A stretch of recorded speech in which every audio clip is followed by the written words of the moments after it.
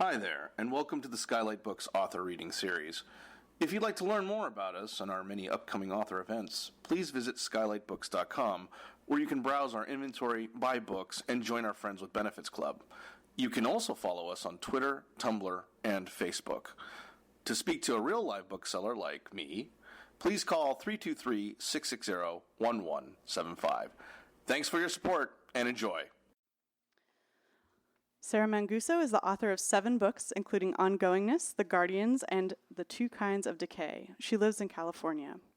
Susan Steinberg is the author of Spectacle, Hydroplane, and The End of Free Love. She is the recipient of a United States Artist Fellowship, a National Magazine Award, and a Pushcart Prize. She teaches at the University of San Francisco. Please welcome Susan and Sarah to the Skylight stage.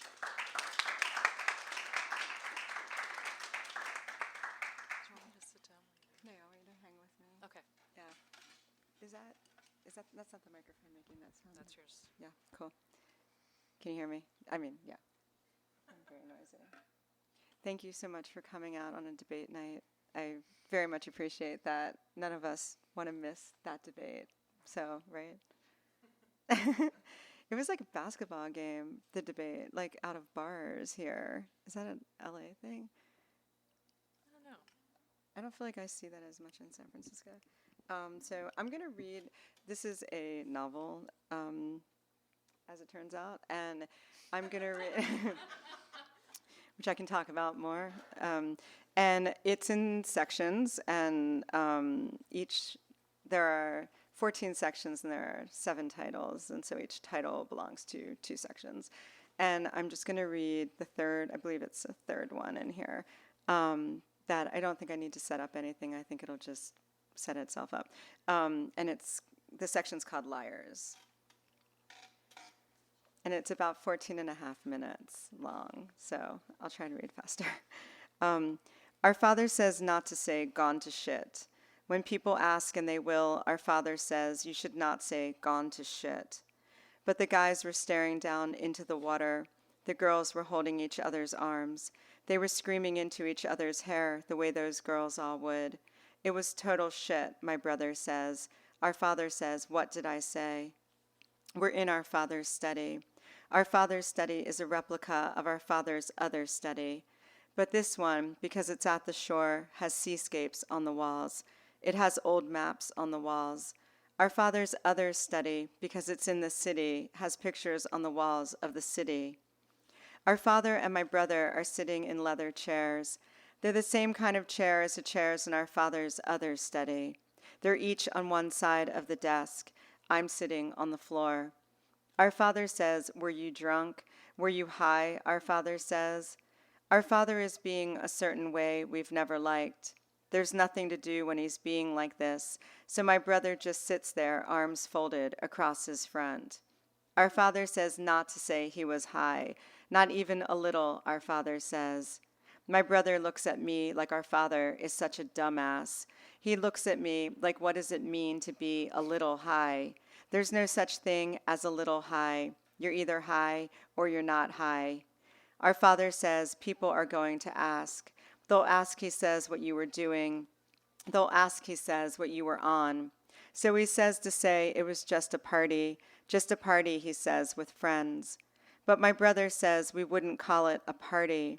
No one would call it that, he says. You don't know what you're saying, he says. My brother is right that we wouldn't use the word party. A party is a different thing, a structured thing. This we would just call hanging out. This we would just call partying. So I say to our Father, the word you want is partying. Our Father looks at me for the first time today. He looks at me like, where did you even come from? Still looking at me, he says to my brother not to use the word partying. Partying, says our Father, implies something other than a party. Partying, he says, is not the same thing as a party. People, our Father says, have already begun to talk. And these people, our Father says, and shakes his head like you better watch it. This is one of our Father's tricks for wearing people down. We've fallen for this trick before, and people at the boathouse too have fallen, and people at his business too. They call him boss, and they call us Mr. and Miss. One day my father's business will be my brother's. So for now, my brother, our father says, needs to straighten up. He needs to get his act together, our father says. He needs to learn to fake it, he says, the way the people here all do. But my brother says there's nothing to fake. He wasn't even there when it happened, he says. He was pissing in the trees, he says. And when he got back to the dock, everything, he says, had gone to fucking shit. Our father is staring my brother down. He says, why didn't you piss in the water? Guys always piss in the water, he says. And people are going to ask, he says, why you had to piss on a tree. He looks at me like, what the hell is wrong with your brother? I look at him like, how the hell do I know? My brother says, I didn't have to piss on a tree. He says, I just didn't want to piss right there. Not in front of the girls, he says. Excuse me, he says, for not taking out my fucking dick in front of the girls. I realize my brother is being serious, that nothing could be more serious than this.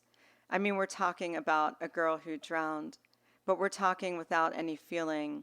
So I'm not yet feeling is what I'm saying. And I'm immature, I'm also saying. So I'm too immature not to laugh at the word dick. I can't not laugh at fucking dick. Our father looks at me again. He says to my brother, why is she here? He says to my brother, tell her to get the hell out. This is another one of our father's tricks. He's trying to get my brother to take his side in a war against me. My brother has fallen for this one before. So many times they've laughed in my face. They've made me feel like the lowest thing. But today our father's trick won't work. My brother's head is somewhere else. He's turned to face the window, and it's here he'll face from this point on. Last night my brother didn't come home. None of us even noticed. We just went to bed, woke in the morning, sat at the table. Then my brother walked in looking like he'd been dug up from the dirt. Our father said, well, look who's here. My brother said nothing, went to his room. Our father went back to eating. But you could tell there was something up. You could tell by the speed at which my brother was moving, the quiet way he closed his door. Tonight I'll find out how my brother after wandered around all night. I'll find this out from one of my brother's friends. He'll say my brother sat in people's boats. He sat in trees in people's yards. They found him at the market late, lying in the empty lot. I'll ask if he was sleeping, but who cares if he was, my brother's friend will say. Now my brother is looking at something past the window, like something he wants to move toward, like he'll step right through to some other world. And I've dreamed this too, some holy world, and I've wanted it bad. Now I'm worried that my brother is done, that our father is too, that we'll leave the room and never get back to this night. But my brother says I can prove I wasn't on the dock. He says I remember the tree I pissed on. It had a giant knot, this tree, he says, and I pissed, he says, on that giant knot. At first I imagined the knot in the tree like some kind of face. Then I imagined the girl who drowned. She's the only local girl there. The local girls hang out on the jetty. They don't hang out on the dock. The other girls want her to leave, but she's too fucked up, so she's doubled over laughing. No, she's doubled over crying. Now she's falling down, now falling in, and I should be feeling something. But it's like watching a movie of a girl who drowned, a movie of guys talking about a girl. You know what you sound like, our father says. You sound like a liar, he says. He says this is what liars sound like. This is another trick we know. My brother should just ignore it. But he says, fuck you. I'm not lying, he says. And our father says, I'm not saying you're lying. I'm saying, our father says, that you sound like a fucking liar.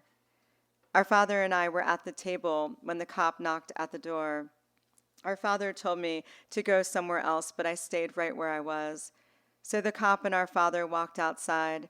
I could still hear some of what they said. The cop said it was late. The kids were on the dock. The girl was in her underwear. Our father said, her underwear. Then they walked away farther across the lawn. The thing is, we often swim in our underwear. We also swim in nothing. It depends on who's on the dock. and what our bodies look like, and what our underwear looks like. So I imagine how this girl would have swum. I mean, was she stripping down to nothing, or had she stripped down as far as she meant to strip down? I mean, did she go into the water before she meant to go in? Like, was she pushed, is what I mean. Tonight I'll ask my brother's friend what really happened. He'll laugh and mess up my hair. Just tell me, I'll say. Just tell me, he'll say, in a voice that's supposed to sound like mine. Then he'll wrestle me to the grass. I've seen our father wear my brother down for less than this. The smallest scratch on the car, not walking the dog. I've seen him bring my brother to tears for so much less. But my brother is back in that other world, and now I'm part there too. And I could stay there too. I could stay there forever, pretending. In the future, I'll feel it all. It'll start on a night this summer. I'll be walking past the dock with some kids, and I swear I'll see her ghost. So I'll scream, and the kids will say, "What the fuck?" And I'll point and say, "It's her." And they'll throw me into the water for being fucked up. Now our father is looking at me. Now he winks at me, and this means something. It means my role has changed. He says, "What the hell is wrong with your brother? What guy," he says, "would leave the girls to piss on a tree? What guy," he says, and I don't yet realize what he's asking me to do. I mean, I realize he wants me to take his side in a war against my brother. But I don't yet realize he wants me to objectify these girls, to imagine these girls as solely bodies. And to imagine these girls as solely bodies, I must imagine my own body as something else, like a field covered in snow, like a spread of clouds, a pile of dirt. So forgive me for where I go with this. Forgive me for the crazy shit now going through my head, for thinking I'm now our father's son, that the business one day will be mine, that people will call me boss, that I'll never again be miss. Forgive me for forgetting we're talking about an actual girl who drowned. In her underwear, I say and laugh. What kind of guy, I say. Tonight I'll get too fucked up. My brother's friend will tell me things, like that everyone was on the dock, like that my brother was on the dock, and the girl had gotten way too wild. So what happened, I'll say. She fell, he'll say. That's it, he'll say. And she drowned. I have a chance now to be useful, to pull the truth out of my brother. And if the truth is my brother was there on the dock, if the truth is my brother was high, if the truth is my brother just lost his shit, that he pushed her in, that he held her under, or knows who did, then our father will twist that truth into a lie that will save my brother's ass. I say to my brother, "What kind of guy?" But my brother is covering his ears with his hands. I've only seen him do this once before. This isn't what I want to remember right now. Lunch in a restaurant with our father. A fancy room, and we're way too small for this place. There are white cloths and white plates and vines growing on the walls. And because I'm young and because I already hate so much, I dare my brother to pour a glass of water over his head. Our father says to me, "Don't start." He says to my brother, "Don't." But my brother pours the water. It all happens so fast. I'm amazed by how wet his face is, how wet and flat his hair is. These ladies near us are laughing, and at first we're laughing too. But then my brother covers his ears because he has to shut them out, these ugly old ladies laughing at him. Well, all of this is irrelevant. Our father dragging my brother outside, then me just sitting alone at that table, me sitting there like a grown-up, staring these ugly old bitches down. The night I see the girl's ghost, it won't be that. It'll just be me too fucked up, and a shadow, a light, some peripheral thing moving about. But I'll feel the loss you feel when waking from a dream that's better than your life. So I'll scream. I'll scream like crazy, so the kids will throw me in. But I won't drown that night. I'll rise to the top the way a body can. Now I say to my brother, "What happened last night? Just tell us what happened," I say. This isn't one of our father's tricks. He has better tricks than being direct. I can feel our father's disappointment. I've totally fucked this up. Our father's face, you don't want to see it. And my brother's face, you don't want to see. Our father says, you're done. He points to the door, says, go. It's easy to imagine the guys staring into the water, to imagine the girls losing their shit, the summer cops not knowing where to start. Then the real cops come and tell everyone, go the fuck home. But it's harder to imagine my brother, to imagine where he's standing, or how he's standing, or what he's wearing, or if he jumped in, if he pulled her out, if he pushed the wet hair from her face, if he pressed his mouth to her mouth, if he breathed as hard as he could, if she jumped back to life for a second. Our father says, I'm counting to 3, but forget about that dumbass. I'm walking out of his study. I'll go to the boathouse and find my brother's friend. He'll be smoking with some guys. He'll mess up my hair like I'm a child. He'll pin me to the grass. I often imagine a life just wandering around. I imagine living in boats or in trees or riding trains across the world. And how hard I've tried since to have this life. How many times I've walked a street unknown and wanting to stay unknown. But how hard it is to fully shed the fucked up thing you've always been. To know you'll always be this fucked up thing no matter what. Dumb and drunk on the grass, tracing shadows on his face. You whisper, tell me, into his ear. He whispers into your mouth. Thanks.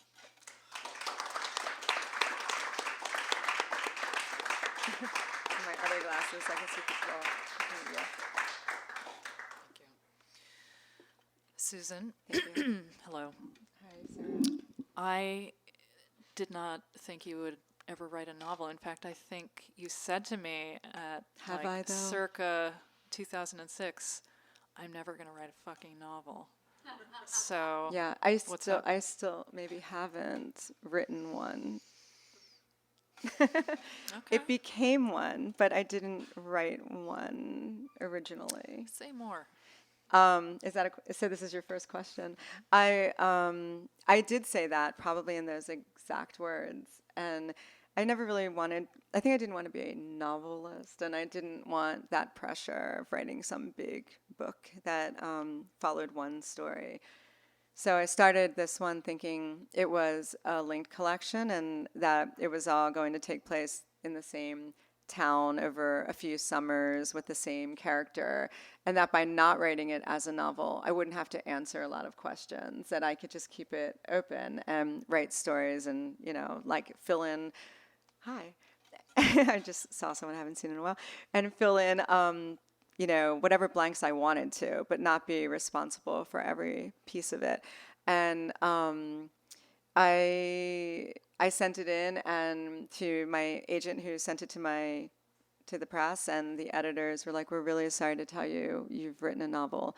And it was like a horrible, thing to have to hear. And then I had to sort of deal with that fact and think about what that meant and like what I actually now did have to include, if anything. And I did leave it open. It turns out you can write a novel and not fill in all the blanks. Yeah, your book has triggered so many large questions for me as I am attempting to write my first novel, but going into it thinking I'm writing a novel, which is a real mindfuck. But one of the things that your book is making me think about is that I feel entitled to a conclusion when I read a book, and I think of myself as like a serious reader with, more avant-garde than conventional taste, but like I still felt like that was something that the book was supposed to deliver. And when it didn't deliver, it was very thrilling, and I realized that... It's a spoiler. Yeah. It's a spoiler. Well, I mean, what is the conclusion, though? I said that the other night when someone else said a very similar thing in a reading. I was like, yeah, exactly. Who cares? Yeah, exactly. Like there can't be a spoiler if there's... Right. But at the same time, I mean, you've just heard, I don't know if I could say that's like a representative chapter because they're so different, and yet there are so many components that are shared in all the chapters. But like it's gripping. It's not, it's not like you're watching some heroic character, like, conquer things, like conquer his plot. Yeah, exactly. But there's just none of that in the book, and yet it's like a fast, intense, violent read. It's wonderful.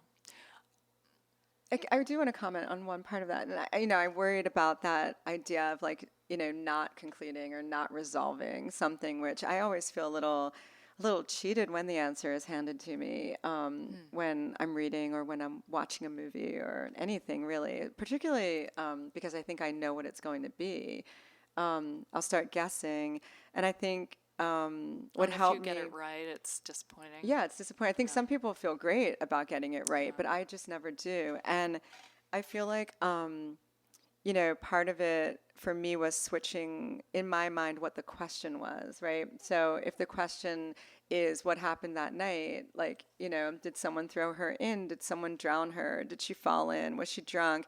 Then, if those are the questions, then maybe you do have to deal with that or figure it out. But if the question is something completely different, for me, like, why do we care? Why are we obsessed with this narrative, in general? Then that, it's not that it let me off the hook, it just sent me on a different path. I would say that immediately I felt that the central question of the book is, how does a girl deal with the fact when she finds out that she's fucking powerless? Right.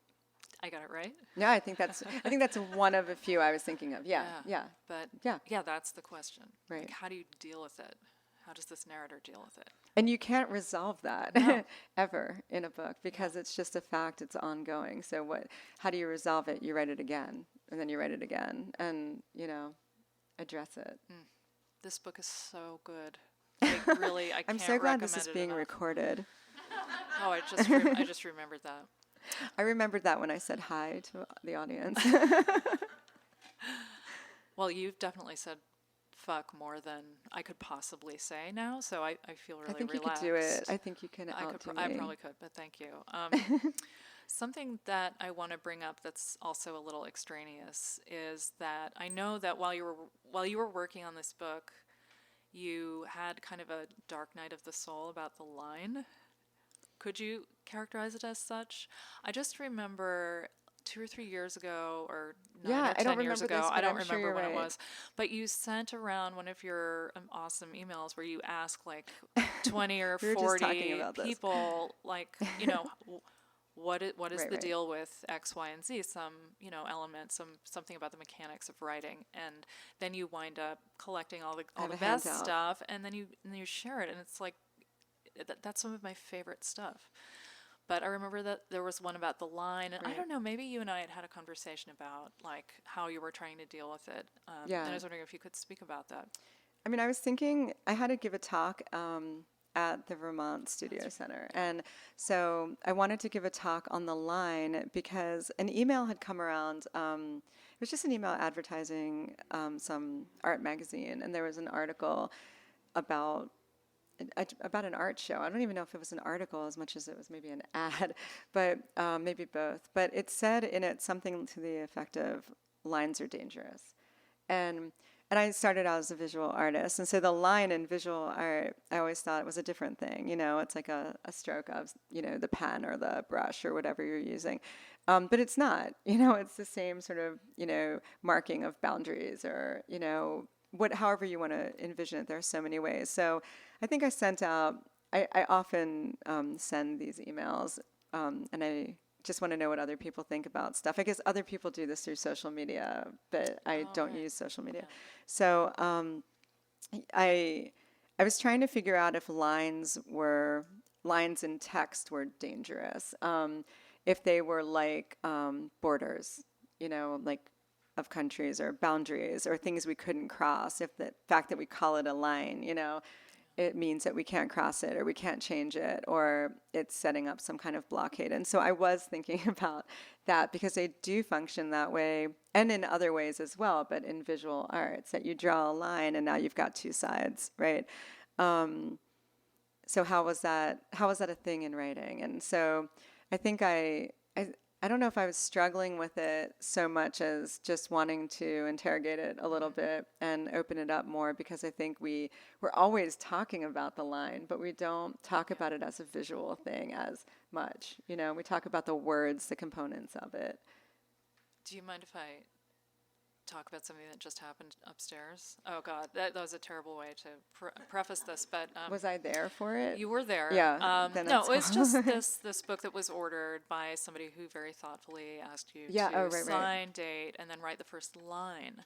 And I'll say I often, just informally describe something as the first line of this or a line of that, but it's not. It's a sentence. Like I'm talking Right. about sentences, or maybe when I'm talking about a poem in verse, it's actually accurate to describe something as a line. But like Right. we say, like a line as a line of dialogue. But like when you're talking about written text, it now with this document, like I feel very uneasy identifying something as a line when it's not a line. And there are so many different kinds of lines and so many different kinds of punctuation in this book. There are like almost a dozen or more like coherent vocabularies of line and punctuation that you use, and they're consistent within chapters. And often you see, there's one chapter that's just one paragraph long, and then there's another. It's a long paragraph. It's a long, yeah. It's like a Thomas Bernhard novel, but instead of being 300 pages, it's like 20. But and then there are others that are lineated as though a verse poem, but every line ends with a semicolon, which is like one of the most violent pieces of punctuation. Yes, because yes. it's like it's everything. It's like Right. an ending and a connection. It's just like It's also not an ending. It's like Yeah. a lack of commitment. yeah. It's every possible piece of punctuation. It is. It even looks like two of Oh, them. it looks like shit, doesn't it? It's just so ugly. I love it. Yeah, it's perfect for the violence of that chapter. And so this is another sort of side interest of mine in Susan Steinberg's work. But some of you may know that she has this fantastic essay on punctuation. And I've never called it an never essay. called it an And essay, yeah. there's a former student of mine in this audience who I taught last semester when I was teaching essayists, and I usually teach fiction writers. And I said, I've never written an essay. So now Sarah's saying that I have written an essay. So now I feel a little bit like a liar. There's at least one current student of mine in the audience, whom I gently instructed to read your essay. So take that. Okay. But, among other things, the essay is about Pan Am Flight 103, which was hijacked and crashed in Lockerbie, Scotland in 1980-something. And on that plane were two of your classmates. And you managed to write an essay about that that's really just an essay on the mechanics of writing, but it's also an ars poetica, and it's also an autobiographical admission that you started as a visual artist and then became something else. Right. And you said it would be okay if I read excerpts from it, so I'm going to actually do that. So this is like a series of my favorite parts of Susan's essay. I'll just call it her thing. Okay. I'm going to let the essayists in the audience decide what it is. It doesn't matter what it is. Okay. This is about punctuation, about what it is to punctuate, and how I learned to punctuate, and why I have to. My paintings were then of planes exploding in the sky. They were of planes crashing into houses. I couldn't help it. Sometimes in crit, the teachers didn't know what to say, or what they said wasn't what I wanted to hear. But after a while, after looking at dozens of these paintings, they came around. One of my teachers referred to the shapes in my paintings as my cast of characters. Another referred to them as my alphabet. And in looking at them in these ways, I realized I had made up a language, and that my teachers were trying to read it. I could then see the punctuation in this language. I mean, I could see how I was punctuating, how I was controlling time and story with marks, how a vertical line between objects did one thing and a horizontal line did another. So really this is about control, about an attempt to control devastation. I started writing because painting was not enough. Writing was more direct, and it was faster and cheaper.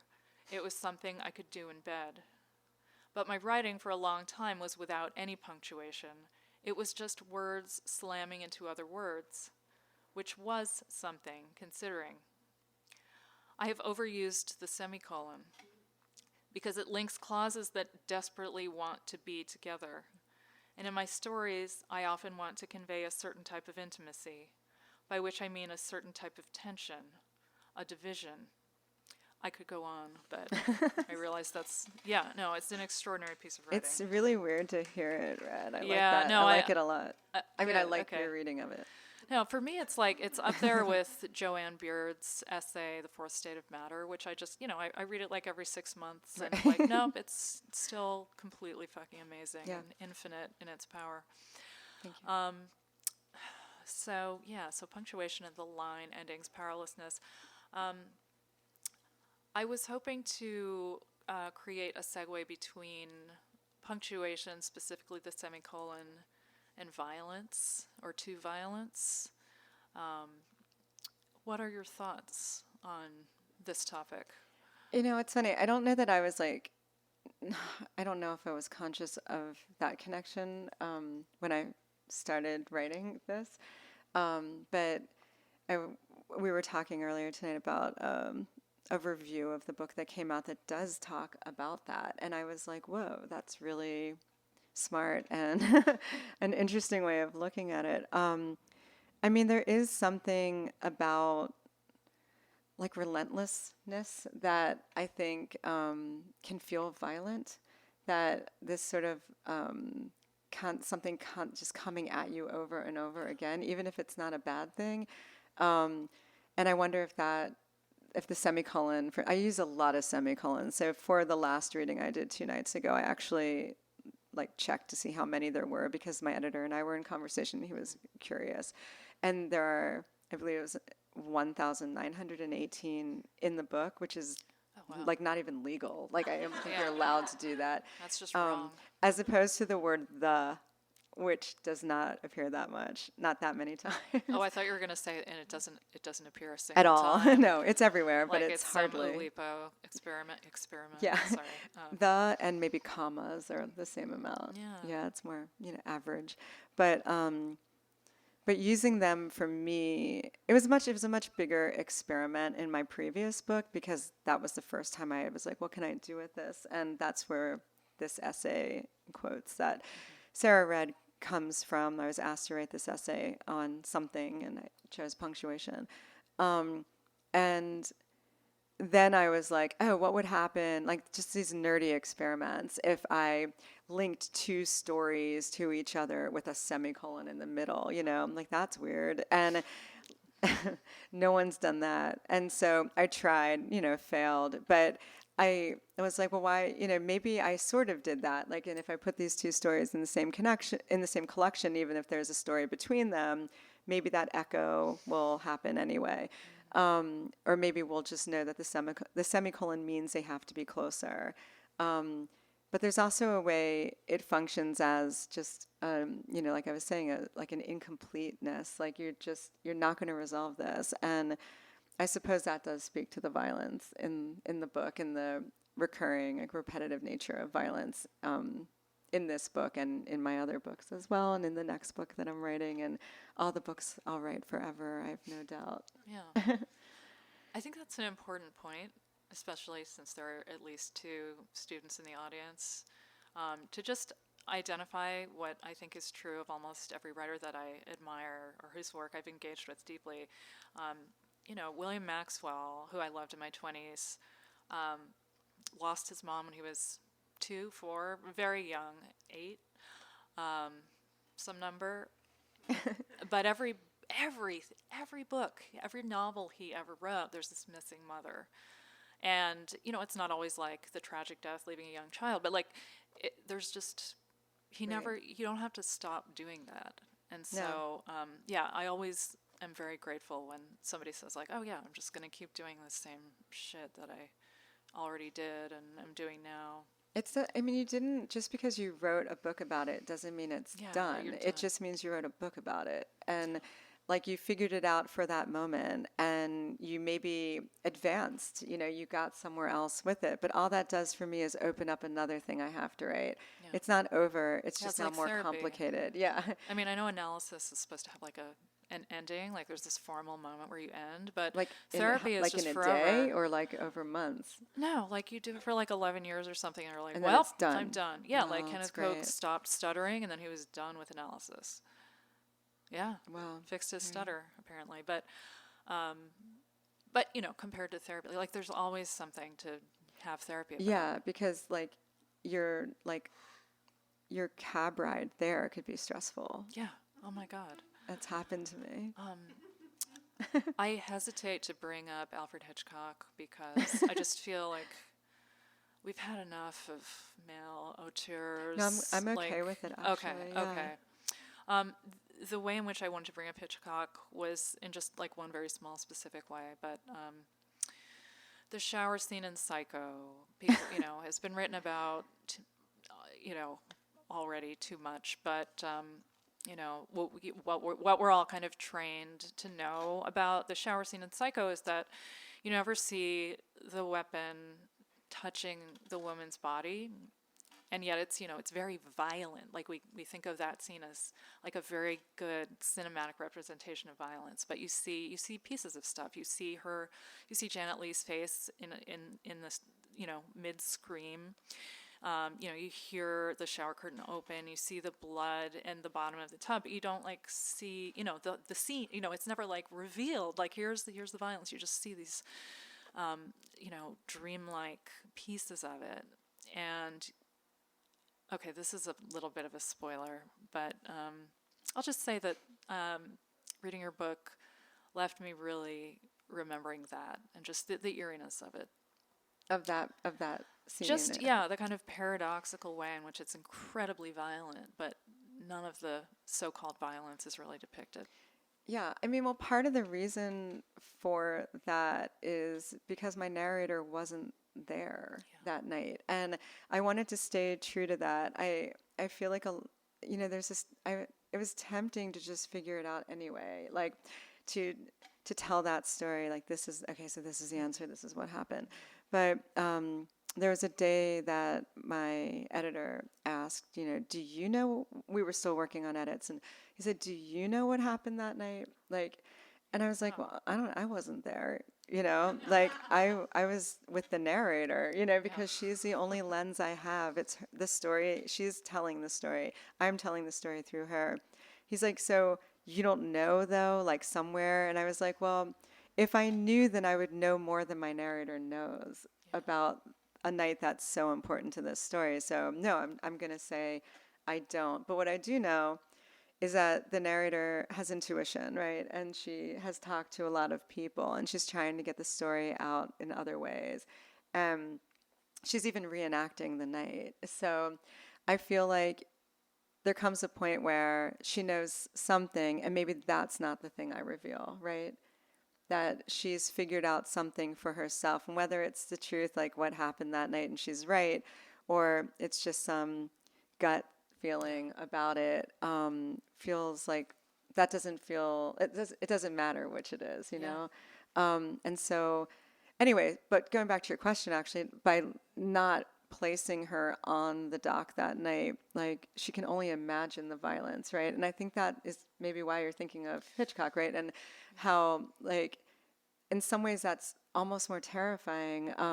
I mean, I hesitate to bring this up because I feel like I'll start crying, but you brought up the plane explosion. No, it's fine. Okay. I can talk about it. And that, that event changed the course of my entire adult life. And, I wasn't there. But how many times have I seen it in my head? I mean, no one can talk about what happened in that moment, but people try. And I certainly have my version of it in my head. And that's the thing I want to write most, right? Just like what we're what we're left with, not just in moments like that, but in so many moments in our lives as survivors, as the people who now write this story. Like, how can you use your imagination, as morbid as the scene might be, and the bits and pieces of things you hear, and write into that fear of, that you can envision something that is that horrifying. I don't know. I think that's just, anyway, I don't know how I started that sentence, so I'm going to put a semicolon there. Leave it at that. That was great. Thanks. I'm going to restrain myself from talking about a book that I wrote about 10 hours, during which my friend was preparing to throw himself in front of a train. Why refrain? Because I want to, It's these our people night. look This very is our night. smart. And, Oh, right. That's true. We I do just have feel to. like we should include them. Okay, we'll talk about it over drinks or something. Great. Okay. That's her I way don't know. of Does saying anybody? Does anybody have any thoughts?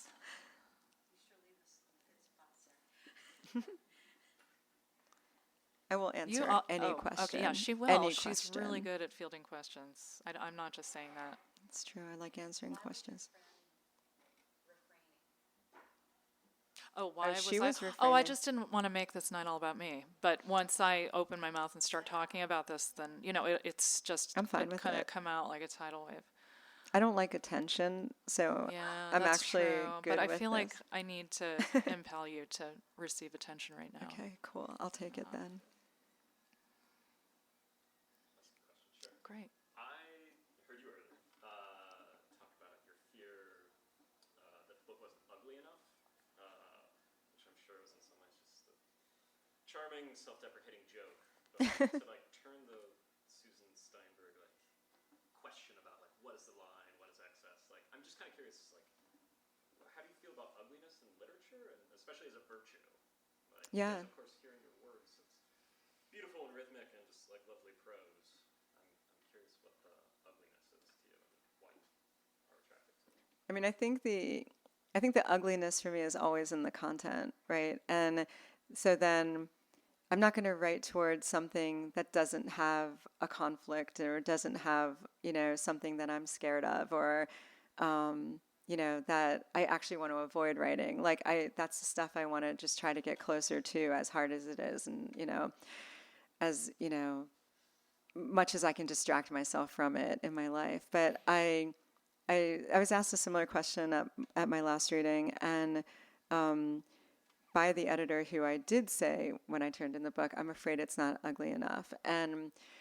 And he was like, no, it's definitely ugly enough. And I was like, oh, good, I'm so glad. And but I was afraid, as I was when I was a painter, that you're writing about this really hard, really dark stuff that, or painting about it that, you wouldn't, if it didn't exist, you maybe wouldn't need to write at all. Maybe I would just have a much more practical job. I must have other skills.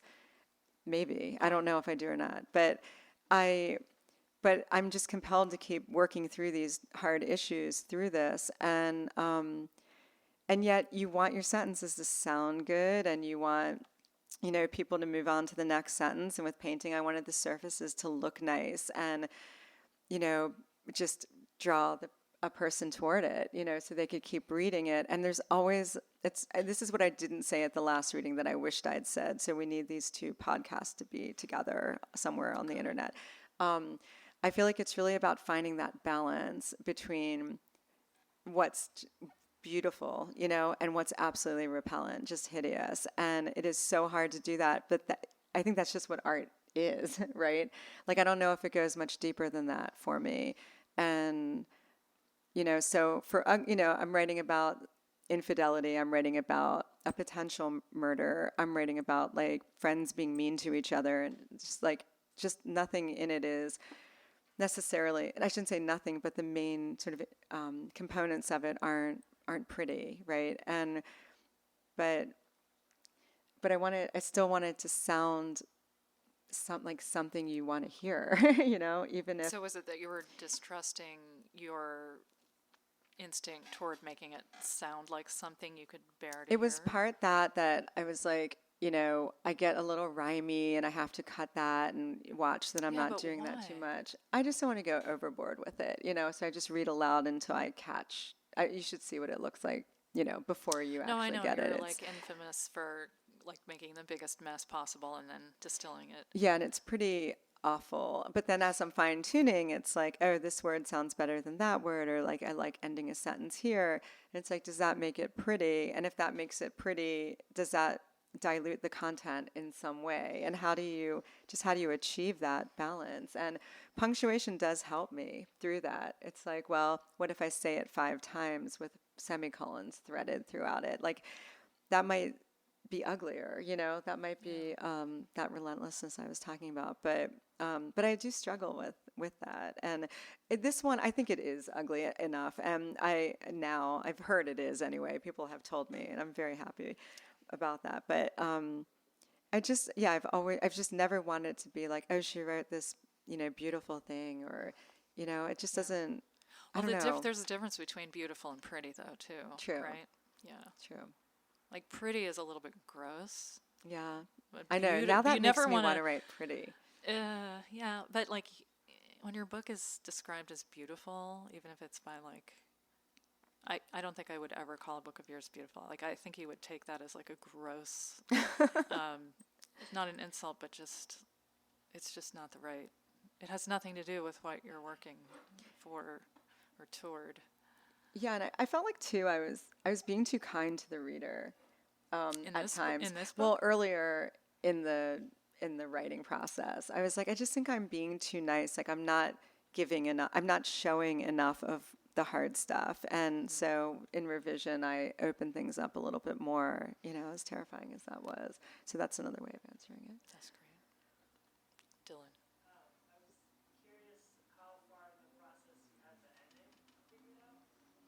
It was the very last thing I did.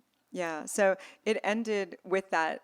That section ended with those last 2 lines, and I knew those last 2 lines would always end that section. But that section wasn't the end of the book. For a while, there was another section that ended the book, and we went back and forth. And one of the editors, this was Ethan, was like, "I think you need to move this story to the end," and it really made it more of a linear book, which terrified me because I'm so non-linear. But then I had to rework what came before those last 2 lines because there just wasn't enough there. I never really returned to the scene on the dock. It had to do less as a piece that came 3 stories earlier, 3 sections earlier. And suddenly, as the ending, I had to figure out how do I do this without having everything come out, as an echo of what happened before. It was just really hard. So I sat and stared at that last page for a summer. Yeah. God, I love knowing that was one of the things that Ethan did. Yeah, that was Ethan. Did for this book. He did exactly the same thing for one of my books and exactly the same thing for one of Maggie Nelson. Well, for the Argonauts and for Ongoingness. Yeah, he can really find that ending a lot earlier. And Steve, my editor, was, I was just reading things aloud to him over the phone. Why are you two-timing with Steve and Ethan? Because, Steve is my editor. Okay. Yeah, all right, I can explain all of that. It's it's a really interesting thing that happened. I think my previous book was Steve's first book. Oh, I didn't know that. Yeah. Wow. Okay. Which is a really strange first book for an editor. No. Yeah. Now it makes me like him even more. More questions. In the back.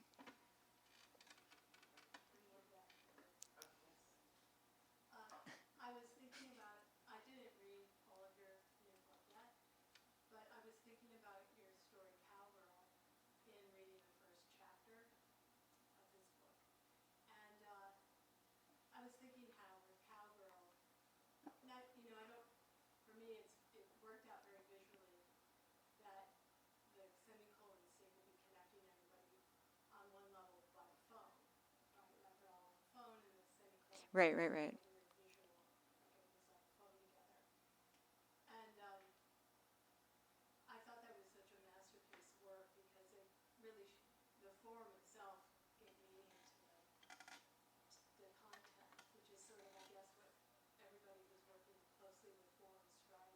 struggling for in whatever discipline.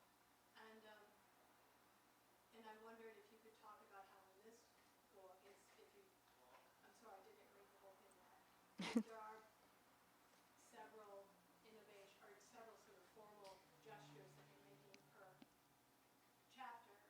If they are sort of trying to undergird the meanings. Yeah, I mean, I would get into these discussions with a couple of my colleagues at the university about like whether form creates content or content creates form, like what comes first. And I was like, why are we talking about it like this all the time? Like, well, one taught formal poetry, so the form really dictates the content, and one taught something, like contemporary American lit, and maybe that's not always the case. But for me, it's just, they're kind of neck and neck. Like they're always, one's leading for a while and then the other one takes over, because they do just create each other, like the content dictates what form it needs to be, and the form is content, it starts to create content just by the way it looks on the page and the pacing and all of that. But I wanted, even though I'm writing the same book over and over, I wanted formally to experiment more. So I think what I've done is I've created forms for myself in fiction, because we don't have any. There's one shape and it's that, right? And it does not fit every story, and it's the shape we were taught to use. And like it's never really worked for me. It's in there, it's in the stories and on some level, but I've always needed to just go beyond that. And so I guess in my previous books, I created a few forms that I now feel like I'm allowed to reuse, and then ask, well, like, what do they do this time that's different, or like, how does this form do something different when it's applied to this kind of content, that's not as, maybe frenetic as that story that you brought up. And, what can I do with indenting, and what can I do with like a more standard form, if I break that up in some way. So, and there are new forms in this that I don't think I have in the previous book. But I wanted to spread them out too. So for me, it's about trying it on. And, I'm going to write this in just one sentence paragraphs that are just like lines across the page. And it kind of, people think it looks like poetry. But why do it once? So I've done it like 3 times and it's different each time. And so is that answering your question kind of? Yeah. So I just wanted to like create something for me to use. I'm always like trying to do that because I feel like we're so limited, like unlike poets who can say, I'm going to write this in the form of a pantoum and see what happens. And it's like, oh my God, what a luxury. Yeah. Dan. I'm not going to ask about essays. Okay. Though I thought maybe you would. I can later. Okay. There's a dark sense of humor, at least in sections I've read, and other sections I've read. I think I've read other sections. But I'm just curious at how you think about humor as like a dimension of your work. Like when you read it for rhyme, are you ever thinking, oh, that's too funny? Or is there ever like, I need to lighten this up a bit? Or just in general relationship with the humor? Yeah. I mean, I think I said this at a reading recently, like I never try to be funny in my work. Like that's not ever part of the plan. Like if I tried to write something funny, it would never work. And I just couldn't write humor, I don't think I could anyway. But I also think that humor is incredibly important. So I don't know if my work is funny until the audience laughs. And then when that happens, I'm like, oh, great, that was funny, bonus. But I think they're usually laughing because I've given them a break more than because it's actually funny. It's maybe an easier moment, or like a character says something that is more sort of understandable, or something we hear all the time, or it feels maybe lighter. So I don't, yeah. I mean, I actually really have started to enjoy it when the audience thinks something is funny, because I'm always surprised by where those moments are. Because when I read my stuff aloud to myself, sometimes I'm like weeping. And I'm like, oh no, the audience is going to cry. And then they're just like, dying laughing. And I'm like, oh, they're either really mean people or I'm hilarious. So neither is good. Why choose just one? Yeah, Or or both. So yeah, I wish I could just write humor, like just set out to do that. But I think it would be really hard. Lucrative? To do that, Oh, right. Yeah, and I would also be incredibly wealthy. Maybe that's the skill I have to hone. Other I questions? don't know. That was kind of a good non-conclusive conclusion. Or maybe another. Nadia. Here's a question. Oh, great. About humor, just pulling out what you read. I think the paragraph, and I won't reread it, but we're in our father's study, and then where you go through his other study. Right. That's a very fine paragraph. Thanks. Anything else? It's also, it's a short story, like just that. Thank you. Yeah, I really only ever wanted to write short stories. I appreciate that. I'm That's happy. my student. She's great. Thanks. What do you think? We can do that. Thank can you do so that. much for coming Thank you, Susan. to this.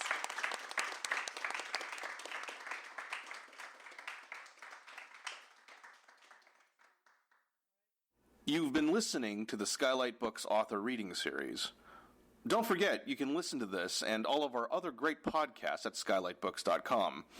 Thanks again for stopping by, and we hope to see you soon.